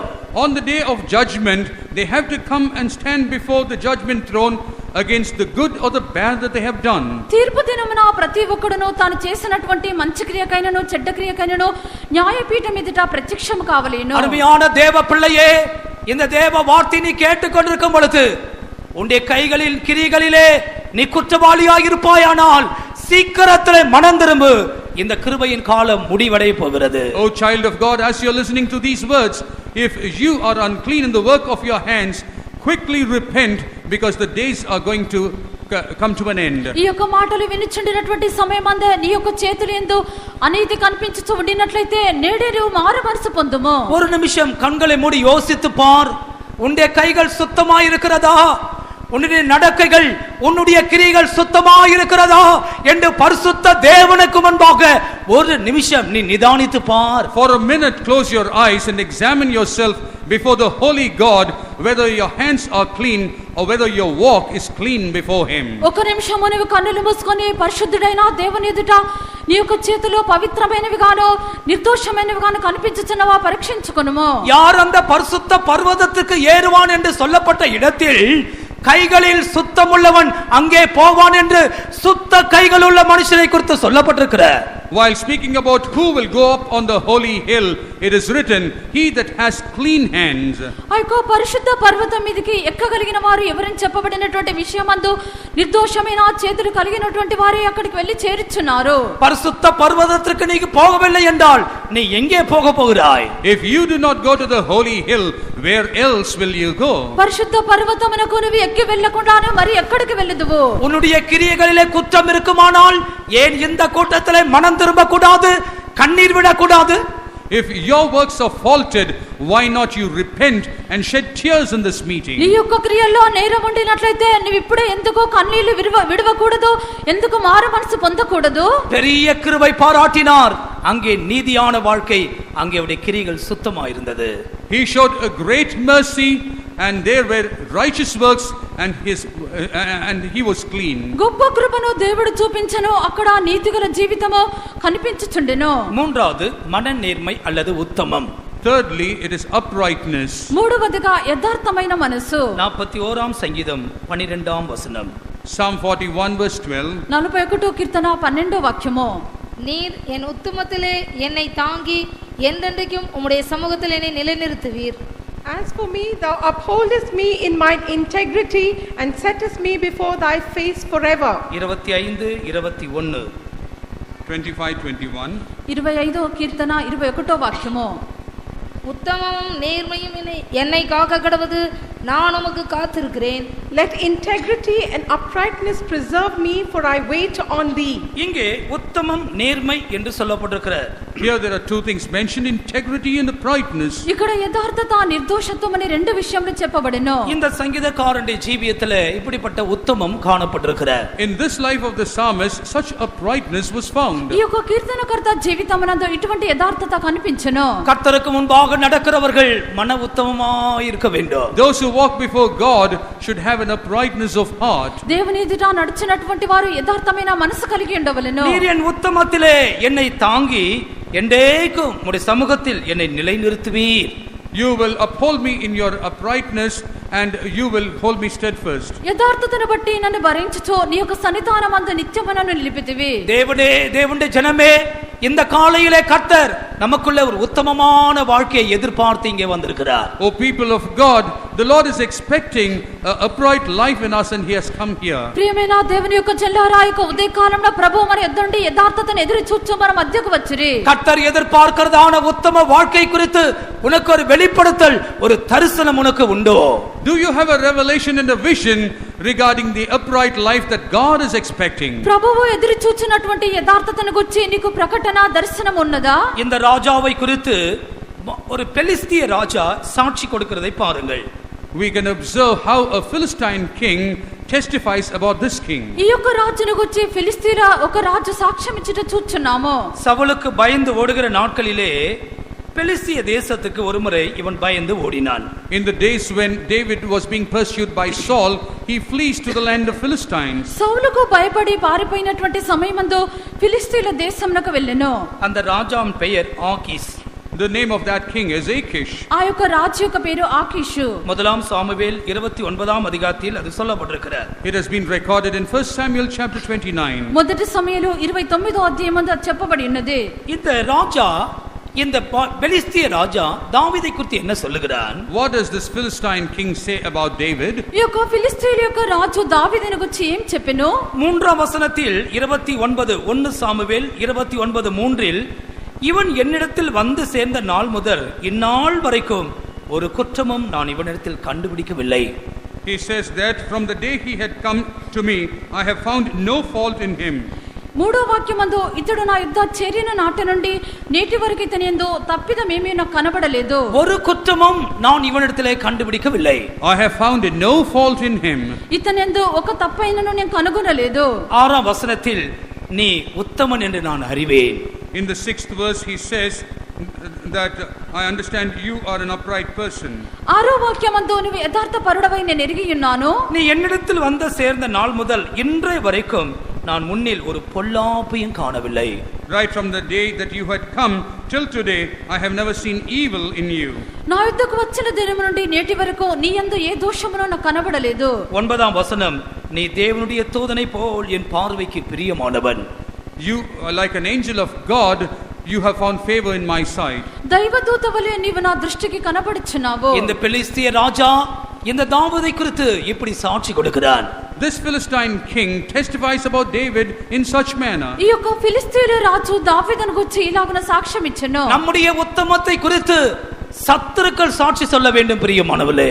Beloved, about our uprightness, it's the enemies that who have to testify. మన యొక్క యథార్థతను గురించి మన యొక్క శత్రువులు మన గురించి సాక్ష్యం చెప్పవలెను. கர்த்தருக்கு முன்பாக நீ நடக்க வேண்டுமானால் இந்த மன உத்தமத்தை ஆண்டவர் நம்மிடம் எதிர்பார்க்கிறார். If you have to walk before God, Lord expects this uprightness in you. నీవు దేవుని ఎదుట నడుచుకొనవాలంటే ప్రభువు మన యొక్క జీవితం నుండి యథార్థతను ఎదురు చూస్తున్నారు. நேர்மையாய் நடந்தவர்கள் சமாதானத்துக்குள் பிரவேசித்து தங்களுடைய படுக்கைகளிலே இளைப்பாறுகிறார்கள். Those who walked uprightly will pass into their peace and they will rest in their beds. తిన్నగా నడుచున్నటువంటి వారు వారి సమాధానమందు ప్రవేశించి వారు తమ యొక్క పడకలో విశ్రమించున్నారు. உன்னுடைய மனசாட்சி உன்னை குறித்து என்ன சொல்லுகிறது? What does your conscience testify about you? నీ యొక్క మనసాక్షి నీ గురించి ఏం చెప్పుచున్నది? மன உண்மையாய் உத்தமமாய் நடந்தாய் என்று சாட்சி சொல்லுகிறதா? Does it testify that you have walked faithfully and uprightly? నీవు యథార్థమైన మనసు గలవాడవై నమ్మకస్తునిగా నడుచుకొనినవని அல்லது చెప్పుచున్నదా? உன்னுடைய இருதயம் உன்னை வேதனைப்படுத்திக் கொண்டிருக்கிறதா? Or is your heart pricking you? లేక నీ యొక్క హృదయం అనేది నిన్ను గుచ్చుచున్నదా? ஏதாவது உனக்குள்ளே உணர்த்தப்பட்டிருக்குமானால் உன்னுடைய கண்களை மூடி ஆண்டவரே என்று தவித்துக் கொண்டிரு. இந்த கூட்டத்தில் ஆண்டவர் உன்னை விடுவிக்க போகிறார். If there is any conviction in you, you call unto the Lord with a struggle, and the Lord is going to deliver you in this meeting. ఏ యొక్క విషయం అందే నుండి గుచ్చబడి ఉండినట్లయితేను కన్నులు మూసుకొని ప్రభు చూసి మొర్రపెట్టుము. ఈ కూటమందు ప్రభు నిన్ను విడుదల చేయుదురు. இரண்டாவதாக, Secondly, రెండవదిగా இந்த பெரிய கிருபை கிடைத்ததினாலே ஆண்டவர் அவனுக்கு ஒரு சிங்காசனத்தில் இருக்கக்கூடிய குமாரனை கொடுக்கிறார். because he received this great grace, God gives him a son who could be seated on the throne. ఈ యొక్క గొప్ప కృప దొరుకుటను బట్టి సింహాసనం మీద ఉండనటువంటి కుమారుణ్ణి దేవుడు దావీదునకు ఇచ్చెను. தாவீதுக்கு அநேக குமாரர்கள் இருந்தார்கள். David had many sons, దావీదుకు అనేక మంది కుమారులుండిరి. ஆனால் சிங்காசனத்திலே உட்கார வேண்டுமானால் அதற்கென்று ஒரு குமாரன் அவசியம். but if you have to sit on the throne, you require a specific person. అయితే సింహాసనం మీద కూర్చుండ నిమిత్తము దాని నిమిత్తము ఒక కుమారుడు కావలెను. இந்த குமாரனை குறித்து நான் 3 பகுதியாக சொல்லுகிறேன். I am going to break it into 3 parts about this son. ఈ యొక్క కుమారుని గురించి 3 భాగములుగా చెప్పెదను. இவனுடைய பெயர் முதலாவது Solomon. First of all, his name is Solomon. ఇతని యొక్క పేరు సొలొమోను. 1 நாளாகமம் 22 அதிகாரம் 9 வசனம். 1 Chronicles 22:9. 22:9. మొదటి దిన వృత్తాంతములు 22వ అధ్యాయము 9వ వాక్యము. இதோ உனக்கு பிறகு போகிற குமாரன் அமைதியுள்ள புருஷனாயிருப்பான். சுற்றிலும் இருக்கும் அவன் சத்துருக்களை எல்லாம் விலக்கி அவனை அமர்ந்திருக்க செய்வேன். ஆகையால் அவன் பெயர் சாலமோன் என்னப்படும். அவன் நாட்களில் இஸ்ரவேலின் மேல் சமாதானத்தையும் அமரிக்கையும் அருளுவேன். அடுத்த வசனம் கூட. அவன் என் நாமத்திற்கு ஆலயத்தை கட்டுவான். அவன் எனக்கு குமாரனாயிருப்பான். நான் அவனுக்கு பிதாவாயிருப்பேன். இஸ்ரவேலை ஆளும் அவனுடைய ராஜாங்கத்தின் சிங்காசனத்தை என்னென்னைக்கு நிலைப்படுத்துவேன் என்றார். ஆண்டவருக்கு ஸ்தோத்திரம். Praise be to the Lord. ప్రభువుకు స్తోత్రము. இங்கே இந்த சாலமோன் என்றால் அமைதியில் உள்ள புருஷன் என்று நாம் படிக்கிறோம். Here we read the meaning for the word Solomon is a person who is in quietness. ఇక్కడ సొలొమోను అని చెప్పినప్పుడు సమాధానకర్త ఉన్నది. சிங்காசனத்தில் மேல் வீற்றிருக்க வேண்டியவன் அமைதியில் உள்ள புருஷனாய் இருக்க வேண்டும். He that is going to be seated on the throne has to be a quiet person.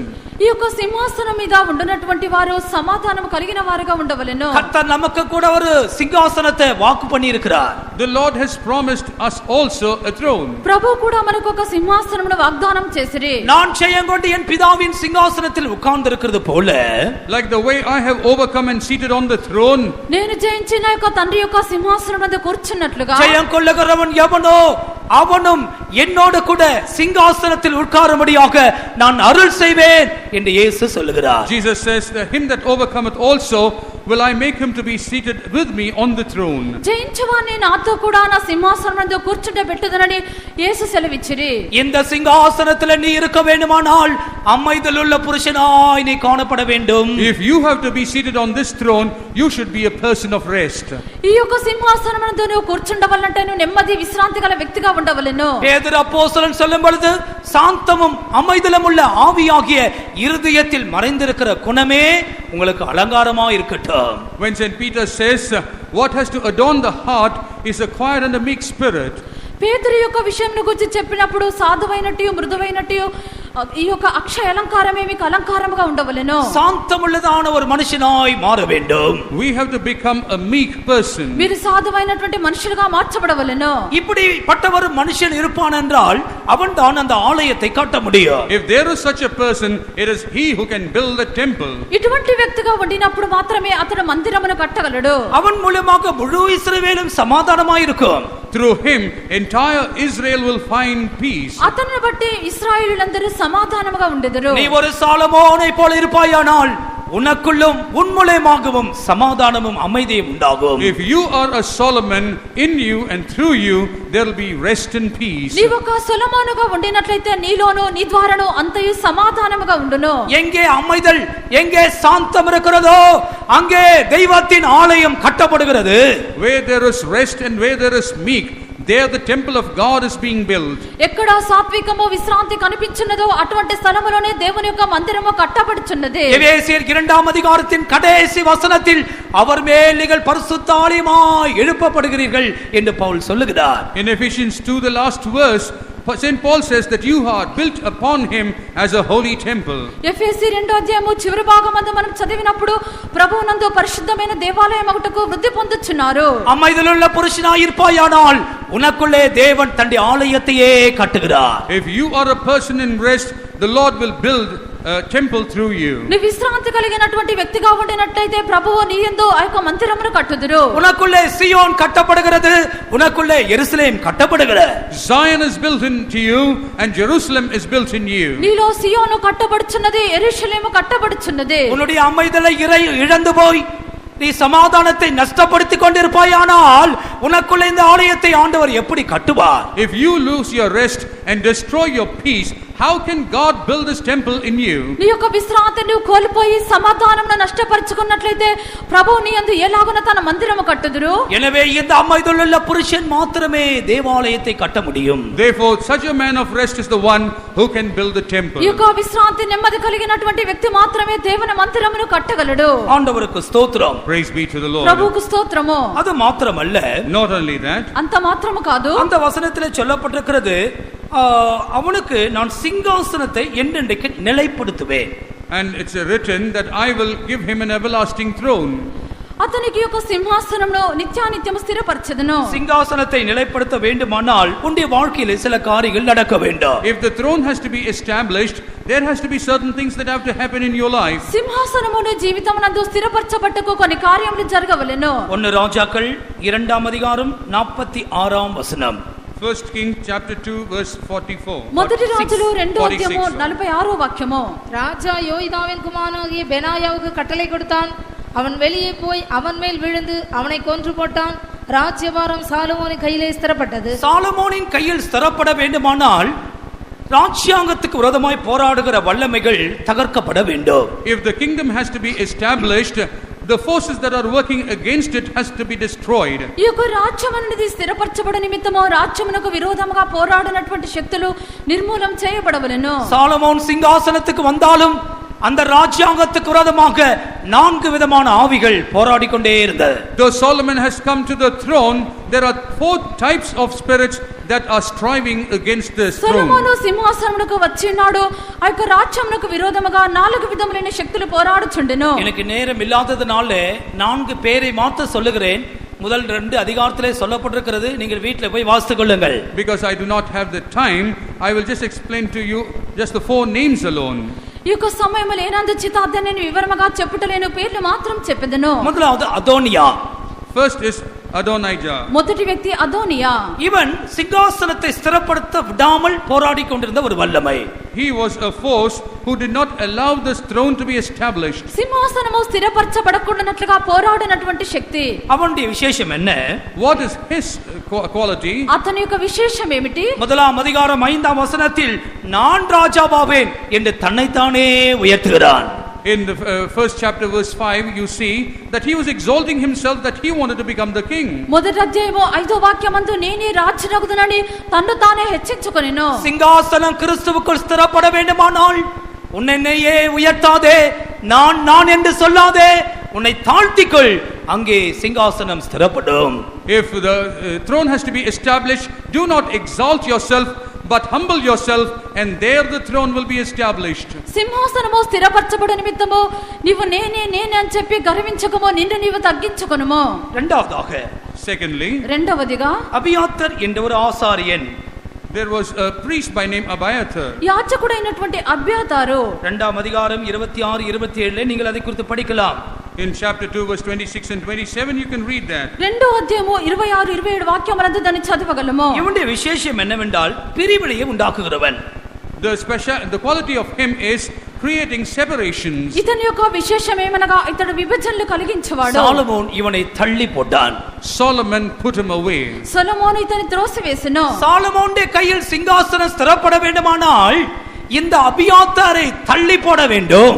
If the throne has to be established with Solomon, he has to cast away Abiathar. సొలొమోనునకు సింహాసనము స్థిరపరచబడవలంటే ఇక అబ్యాతారు త్రోసివేయబడవలెను. అంటే అర్థం என்ன? The meaning of this, దీని యొక్క అర్థం ఏమిటి? உனக்குள்ள இருக்கிற பிரிவினை உண்டாக்குகிறதான ஆவி, கலகத்தை உண்டாக்குற ஆவியை உன்னை விட்டு நீ தள்ளி போடு. the spirit that creates separations and confusions in you, you have to cast them out.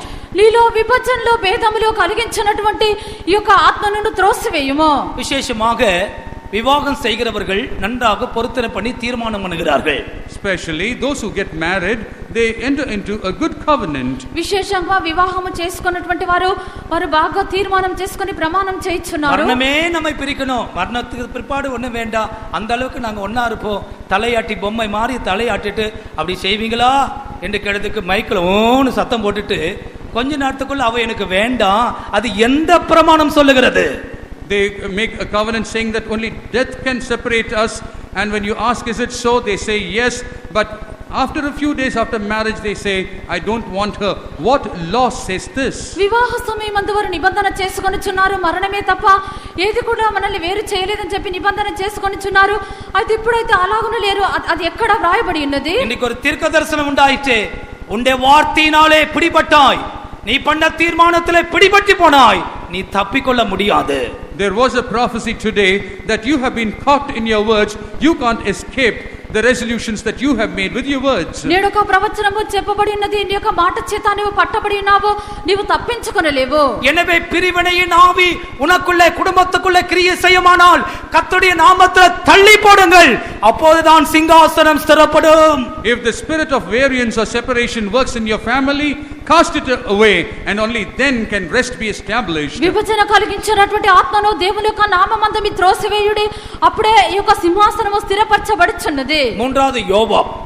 Thirdly, it was Joab. మూడవదిగా యోవాబు. 32ஆம் வசனத்தில் அதை நாம் யோவாபை குறித்து படிக்கிறோம். In verse 32 we read about Joab. 32 వాక్యమందు యోవాబును గురించి చదువుచున్నాము. அவனுடைய விசேஷம் என்ன?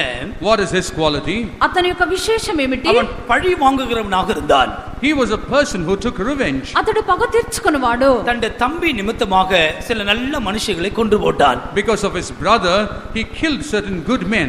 అతని యొక్క తమ్ముని నిమిత్తము మంచి వ్యక్తులను చంపివేసెను. இந்த யோவாபை நீ வீழ்த்தவில்லை என்றால் உன்னுடைய சிங்காசனம் ஸ்திரப்படாது. If you do not destroy this Joab, your throne cannot be established. ఈ యొక్క యోవాబును నువ్వు తొలగించకపోతే నీ సింహాసనము స్థిరపరచబడదు. யார் மேலாவது இருதயத்தில் ஒரு கசப்பு இருக்கும், சந்தர்ப்பம் வரும்போது அவங்களுடைய காலை வாரி விடுறது. You will have a bitterness against some person. When the occasion comes in, you show out to him. ఎవరి మీదనైనా ఒక చేదు ఉండును, అది సందర్భం వచ్చినప్పుడు దాన్ని చూపించెదరు. இதெல்லாம் தாவீதின் ஆட்சிக்குள்ள இருந்தவர்கள், எனவேதான் தாவீது அவர்களை கண்டு துக்கப்பட்டு கொண்டே இருந்தான். These were the people who were in the reigning of David, and he was grieved at them. వీరందరూ దావీదు యొక్క పరిపాలన సమయమందు ఉండినటువంటి వారు, వీరిని చూసి దావీదు దుఃఖపడెను. இந்த சிங்காசனத்திலே நீ ஸ்திரப்பட வேண்டுமானால் முதலாவதாக இந்த யோவாபை தள்ளி போடு, வெட்டி போடு. பழி வாங்குற ஆவி நமக்குள்ள வேண்டாம். If you have to be established in this throne, you have to first of all slay this Joab. We do not require the spirit of revenge. ఈ యొక్క సింహాసనము స్థిరపరచబడవాలంటే మొట్టమొదటిగా యోవాబును నరికివేయుము. ఈ యొక్క పగ తీర్చుకునే ఆత్మ మనకు అవసరం లేదు. பழி வாங்குதல் எனக்குரியது என்று ஆண்டவர் சொல்லுகிறார். அந்த காரியத்தை நீ ஏன் ஆண்டவருக்கு கொடுக்க கூடாது? Vengeance is mine, says the Lord. Why not hand that over to him? పగ తీర్చుకొనుట నా పని అని చెప్పి ప్రభు చెప్పి ఆ కార్యం ఎందుకు ప్రభువుకు మనం ఇవ్వకూడదు? உனக்கு விரோதமாய் தீமை செய்தவர்களை நீ பழி வாங்கும்படியாக போராடி கொண்டிருப்பாயானால் கிறிஸ்துவின் ஆவி உன்னை விட்டு விலகி போகும், சாத்தாண்ட ஆவி உனக்குள்ளே வரும். If you want to recompense those who have done evil against you, the spirit of Christ will depart from you, and the spirit of the devil will enter into you. నీకు విరోధముగా క్రియ చేసినటువంటి వారి యొద్ద నీవు పగ తీర్చుకుంటకు ప్రయత్నించినట్లయితే దేవుని యొక్క ఆత్మ నీ యొద్ద నుండి తొలగిపోవును, అపవాది యొక్క ఆత్మ నీలో ప్రవేశించును. எனவேதான் இந்த யோவாபை அவன் கொண்டு போட்டான். And that's the reason he killed Joab. అందుచేత ఈ యొక్క యోవాబును అతడు చంపివేసెను. 2ஆம் அதிகாரத்தின் 46ஆம் வசனத்திலே படிக்கும் பொழுது, When you turn to the 2nd chapter verse 46, రెండో అధ్యాయము 46వ వాక్యమందు చదివినప్పుడు 44 படிக்கலாம். சிமேயி என்ற ஒரு மனுஷன். in verse 44 you find Shimei is another person. 44వ వాక్యం నుండి చదువుచున్నాము. షిమి అని చెప్పబడే వ్యక్తిని. அவனுடைய விசேஷம் என்ன? தூஷித்துக்கிட்டே இருக்கிற. His quality is to keep on blasphemy. ఇతని యొక్క విషయం ఏదనగా అతడు దూషించినటువంటి వాడు. 2 సామువేల్ 16:5 படியுங்கள். 2 Samuel 16:5. 2 సమూయేలు 16వ అధ్యాయం 5వ వాక్యము. தாவீது ராஜா பகூரிம் மட்டும் வந்தபோது இதோ சவுல் வீட்டு வம்சத்தானாய் இருக்கிற கேராவின் குமாரனாகிய சீமேயி என்னும் பேருள்ள ஒரு மனுஷன் அங்கே இருந்து புறப்பட்டு தூஷித்து கொண்டே நடந்து அவனை தூஷித்து கொண்டே நடந்து வந்தான். He came cursing him. దావీదును అతడు శపించుచు వెళ్ళెను. கல்லுகளினாலும் மண்ணுகளினாலும் எரிந்து அவமானமாய் பேசுவது அது தூஷிக்கிறதாக இருக்கிறது. He was throwing stones at him and he was speaking, reproaching him and cursing him. అతడు రాళ్ళు రువ్వుచు దుమ్ము రేపుచు ఈ రీతిగా శపించుచు ఉండెను. உனக்கு விரோதமாக தீமை செய்தவர்களை நீ தூஷிக்கிற நபராக இருந்தால் இந்த சிங்காசனத்திலே நீ நிலைத்திருக்க முடியாது. If you are cursing those who have done evil against you, you cannot establish this throne. నీకు విరోధముగా ఉండినటువంటి వాని నువ్వు శపించవానిగా ఉండినట్లయితే ఈ సింహాసనమునందు నీ ఉండలేవు. இந்த வருடத்திலே ஏதாவது ஒரு சூழ்நிலையில் கோபப்பட்டு அவசரப்பட்டு யாராவது தூஷித்திருப்பீர்கள் என்றால் அந்த வார்த்தைகளை தேவன் மனதில் வைத்திருக்கிறார் என்பதை இன்றைக்கு ஆண்டவர் நினைவுபடுத்துகிறார். God is convicting you today that during the course of this year, on any occasion, if you have cursed anybody, God has kept that in his mind. ఈ యొక్క సంవత్సరం నందు ఎప్పుడైనా మీరు కోపగించి ఎవరినైనా శపించబడినట్లయితే ఆ యొక్క విషయంలో ప్రభు మనసునందు ఉంచుకొని ఉన్నారు. సిమేయు దావీதை தூஷித்ததை வேதத்தில் எழுதப்பட்டிருக்கிறது. The aspect that Shimei cursed David has been recorded in the scriptures. ఈ యొక్క షిమై దావీదును శపించినట్లుగా వాక్యమందు వ్రాయబడి ఉన్నది. అరుமையான தேவ பிள்ளையே, சகல விதமான தூஷணங்களும் நம்மை விட்டு ஒழிந்து போகட்டும்.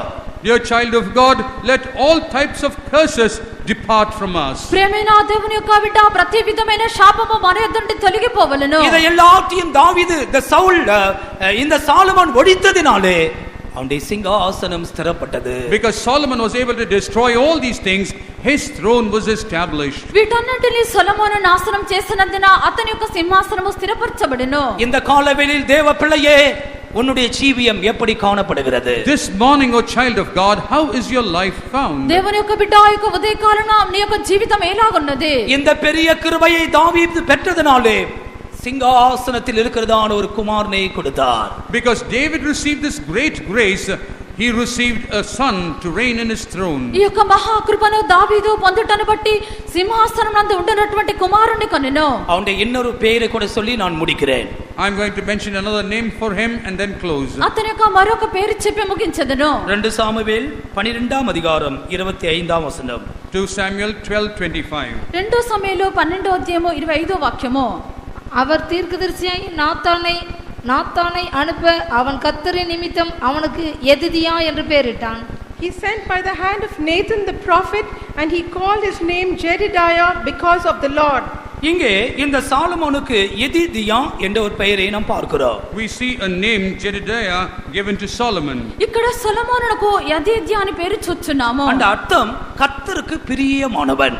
The meaning of that is one who pleases God. దీని యొక్క అర్థం ఏదనగా అతడు యెహోవాకు ప్రియుడు. எனவே தான் 24వ వచనத்தின் கடைசி பகுதியில் அவனிடத்தில் கர்த்தர் அன்பா இருந்தார் என்று படிக்கிறோம். And that's the reason the last portion of the 24th verse we read that the Lord loved him.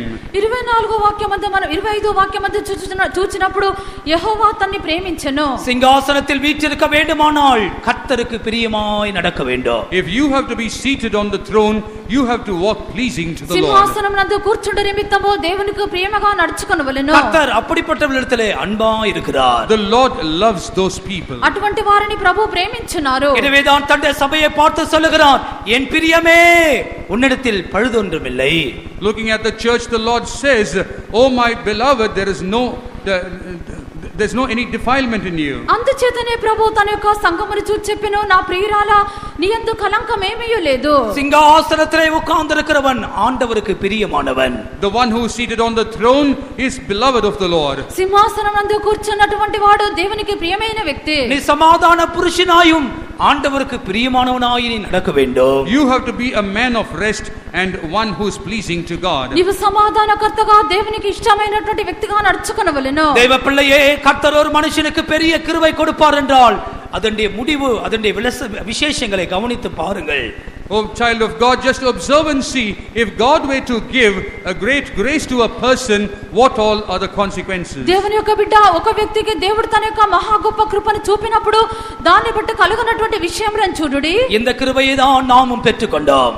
This is the grace that we have received. ఈ యొక్క కృపనే మనం పొందుకొని ఉన్నాము. இப்போது சிங்காசனம் நமக்காய் காத்துக்கொண்டே இருக்கிறது. A throne is awaiting us. ఇప్పుడు మన నిమిత్తము సింహాసనము కనిపెట్టుచున్నది. நித்தியத்திலே வைக்கப்பட்டிருக்கிறதான சிங்காசனம். A throne in the eternal kingdom. నిత్యమునందు ఉంచబడి ఉన్న సింహాసనము. அது கர்த்தர் தன்னுடைய சபைக்காக ஆயத்தமாக்கிக் கொண்டே இருக்கிறார். Which the Lord is preparing for his church. ప్రభు తన యొక్క సంఘము నిమిత్తము సిద్ధపరిచున్నారు. தன்னுடைய ஜனத்தை இந்த சிங்காசனத்திலே அவர் வைக்க போகிறார். He is going to seat his people on this throne. తన యొక్క జనులను ప్రభు తన యొక్క సింహాసనం నందు ఉంచెదరు. அதற்காக தான் இந்த பெரிய கிருபைக்குள்ளே தேவன் நம்மை கொண்டு வந்திருக்கிறார். And that's the reason God has brought us into this great grace. అందుచేతనే ప్రభు యొక్క గొప్ప కృపలో తన జనులను ఉంచి ఉన్నారు. எல்லாரும் நாம் நம்முடைய கண்களை மூடுவோமாக. Let us all close our eyes. మనమందరము కన్నులు మూసెదము. இந்த சிங்காசனத்தில் நீ ஸ்திரப்பட வேண்டுமானால், if you have to be established on this throne, ఈ యొక్క సింహాసనం నందు నీవు స్థిరపరచబడుటకు, சிங்காசனத்துக்கு விரோதமாய் போராடுகிற இந்த 4 ஆவிகளை பிடித்து அதை தேவ சமூகத்தில் அழித்து போடு.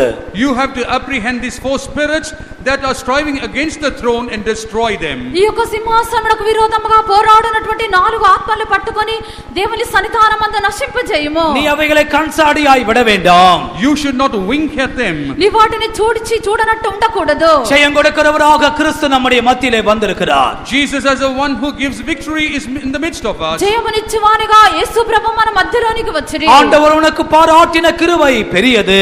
Great is the grace that the Lord has shown you. ప్రభు మనకు చూపించినటువంటి కృప మహా కృప ఉన్నది. எல்லாரும் அந்த கிருபைக்கு நம்மை அர்ப்பணிப்போமாக. Let us all surrender ourselves towards that grace. మనమందరం ఆ యొక్క కృపకు సమర్పించుకొనిదము. இந்த கிருபையினால் மாத்திரமே நீ கர்த்தருக்கு முன்பாக உத்தமமாய் நடக்க முடியும். It is only through this grace that you can walk uprightly before God. ఈ యొక్క కృపను బట్టి మాత్రమే దేవుని ఎదుట మనం యథార్థవంతులుగా నడుచుకొనగలము. இந்த கிருபை இருந்தால் மாத்திரமே சிங்காசனத்திலே உட்காருகிற குமாரன் உனக்கு கிடைக்கும். If you have this grace, you will receive a son who can be seated on the throne. ఈ యొక్క కృప ఉండినప్పుడు మాత్రమే సింహాసనం మీద కూర్చుంటూ కుమారుడు నీకు కలుగును. இந்த தேவ கிருபைக்காய் நாம் எல்லாரும் காத்திருப்போமாக. Let us all wait for this grace of God. ఈ యొక్క దేవుని యొక్క కృప నిమిత్తము మనం అందరము కనిపెట్టుము. எல்லாரும் இந்த கிருபையை பெற்றுக்கொண்டுதான் நாம் திரும்ப வேண்டும். We all should receive this grace and only then turn from here. ప్రతి ఒక్కరి యొక్క కృపను పొందుకొనే తిరిగి వెళ్ళవలెను. கர்த்தர் நம்மை ஆசீர்வதிக்கும்படியாய் நம்மை தாழ்த்துவோமாக. Let us humble ourselves that the Lord may bless us. ప్రభు మనల్ని ఆశీర్వదించినట్లుగా మనల్ని கர்த்தர் தாமே తగ్గించుకొనుము. நமக்கு உதவி செய்வாராக. The Lord shall enable us. ప్రభువే మనకు సహాయం చేయును గాక. மகிமை சந்நிதியில் சுத்தனாக நிறுத்த மிகுந்த கிருபையும் உடையவரே. ஆமென். மகிமை சந்நிதியில் சுத்தனாக நிறுத்த மிகுந்த கிருபையும் உடையவரே. மறுரூபமாக மாறியவானில் மகிழ்ந்து உம்மை தரிசிப்பேனே. மறுரூபமாக மாறியவானில் ஆமென். மகிழ்ந்து உம்மை தரிசிப்பேனே. நான் இருப்பது மாறாத கிருபை நீ சொல்லவா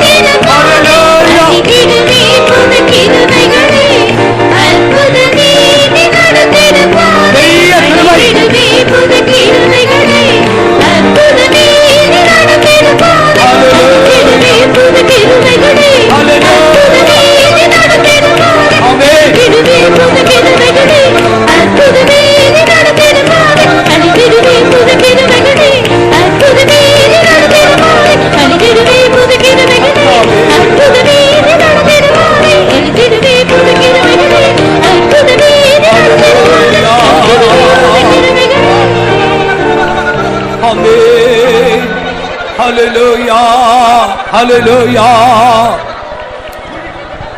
இந்த கிருபையை தாவீது ராஜா பெற்றுக்கொண்டான். This grace David received it. இந்த பூமியிலே உண்மையாய் நீதியாய் உத்தமமாய் அவன் கர்த்தருக்கு முன்பாக நடந்தான்.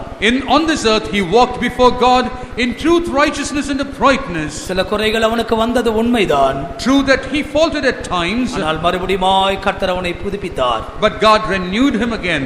அவன் பூமியிலே உத்தமமாய் நடந்தது மாத்திரமல்ல, Not only he walked uprightly on the earth, சிங்காசனத்திலே இருக்கும்படி ஒரு குமாரனையும் கொடுத்தார். God also gave him a son to be seated on the throne. இந்த பூமியிலே நீ கர்த்தருக்கு முன்பாக உத்தமமாய் நடந்தால், If you walk uprightly before God on this earth, இனி வருகிற நித்தியத்திலே அந்த சிங்காசனத்தோடு நீ இருப்பாய். in the eternity to come you will be with the throne. அந்த கிருபை எவ்வளவு பெரியது பாருங்கள். How great is this grace. அது வாக்குத்தத்தம் பண்ணப்பட்டது. It is a promised grace. அது நித்தியமானது. It is eternal. ஆச்சரியமானது.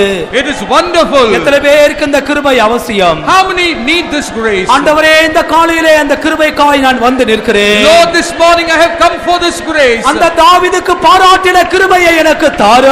Give me that grace which you gave to David. தாவீது பெற்றுக்கொண்ட கிருபை எனக்கு வேண்டும். The grace received by David, I need it. எத்தனை பேருக்கு அது அவசியம்?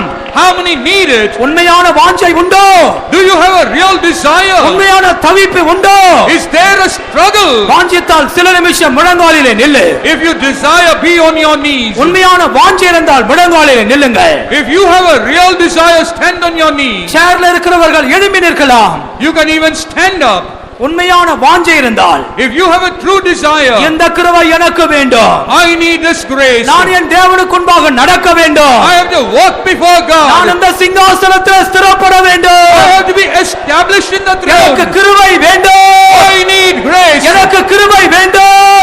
I need grace. உன் கிருபை தான் வேண்டும் சொர்க்கிய ராஜாவே, உன் கிருபை தான் வேண்டும். பாடுங்கள், பாடி கிருபையில பிரவேசிங்கள். எல்லாதே எங்கள் நாளாகாது, உன் கிருபை தான் வேண்டும் சொர்க்கிய ராஜாவே, கிருபை வேண்டும். ஓ தியோகராமலா காத்திடா காத்திடா, எல்லாதே எங்கள் நாளாகாது. ஓ கிருபை கிருபை கிருபை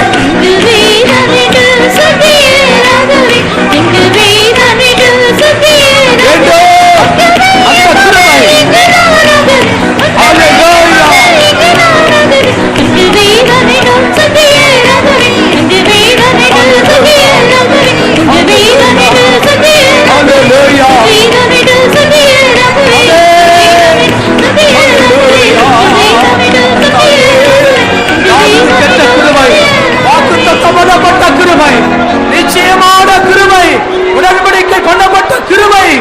ஹல்லேலூயா. ஆமென். சில காரியங்கள் உன்னுடைய வாழ்க்கையில தோல்வியை போல இருக்கலாம். Certain things may appear like a failure in your life. ஒருவேளை இந்த வேத வசனத்தின் மூலமாக நான் ஆண்டவருக்கு முன்பாக நடக்கல, உத்தமமா இல்ல என்ற ஒரு குற்றச்சாட்டு உனக்கு இருக்கலாம். Maybe there is a conviction that before these verses I have not walked upright in front of God. ஆனாலும் அங்கே கர்த்தர் ஒரு வெளிச்சத்தை உனக்கு வைத்திருக்கிறார். But God has kept a light for you. நீ விரும்புகிறாயா? Do you desire? என் பிள்ளையே, Oh my child, உண்மையா இருக்க விரும்புகிறாயா? do you desire to be faithful? பொய் சொல்லாதிருக்க நீ விரும்புகிறாயா? Do you desire not to lie? உன்னுடைய கைகள் கிரிகள் எல்லாம் நல்லா இருக்கணும், சுத்தமா இருக்கணும் என்று நீ தவிக்கிறாயா? Are you struggling that the works of your hands have to be clean? மன நேர்மையாய் நடக்க விரும்புகிறேன், ஆனா முடியல என்று நீ தவிக்கிறாயா? Are you struggling that I want to walk uprightly but I am not able to? அப்படிப்பட்டவர்களுக்கு இன்றைக்கு ஆண்டவர் உதவி செய்கிறார். For such people the Lord is enabling. இதோ ஒரு புதிய அபிஷேகம் அவளை தொடுகிறது. A new anointing is touching ஒரு them. பரலோக வல்லமை அவளை தொடுகிறது. A heavenly power is touching. ஒரு உன்னத பலன் அவளை தடுகிறது. Heavenly power is touching. அவர்கள் பலன் அடைகிறார்கள். They are strengthened. அவர்கள் ஜெயம் அடைகிறார்கள். They are victorious. அங்கே சாத்தான் வெட்கப்பட்டான். The devil is ashamed. ஹல்லேலூயா. ஷபாரியா கலபாத்தா துதா பாத்துதா. ஹல்லேலூயா. ஹல்லேலூயா. ஆமென். ஆமென். ஆமென். கிருபை தான் வேண்டும் சொர்க்கிய ராஜாவே.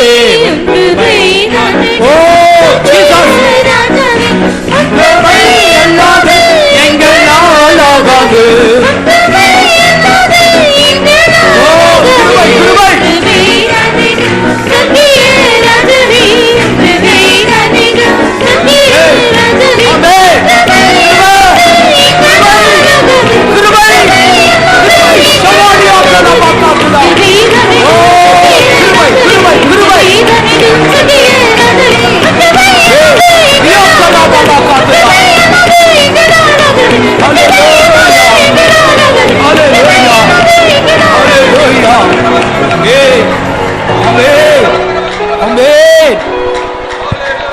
ஆண்டவரே, ஆண்டவரே, நான் சிங்காசனத்தில் இருக்க விரும்புகிறேன். Lord, I desire to be on the throne. ஆனா இந்த போராட்டங்கள் என்னோடு கூட இருக்கிறது. But then these strugglings are there with me. எனக்குள்ளவே ஒரு அபியாத்தர், ஒரு பிரிவினையின் ஆவி.